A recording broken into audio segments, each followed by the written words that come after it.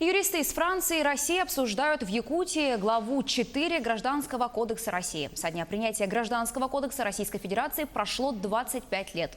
Научно-практическая конференция с международным участием проходит в рамках мероприятий съезда юристов.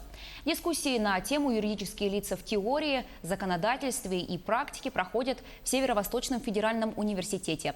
Рассматриваемые вопросы касаются обсуждения теории, законодательства и практики регламентации правового статуса юридических лиц в современном правовом пространстве. Категория юридического лица вот уже 200 лет как является самой спорной категорией в праве. Есть сотни теорий юридического лица, есть разные воплощения их в законодательствах в различных стран. Мы сегодня будем слушать и наших французских гостей, которые выступят на тему юридических лиц, и представим наше видение на эту категорию.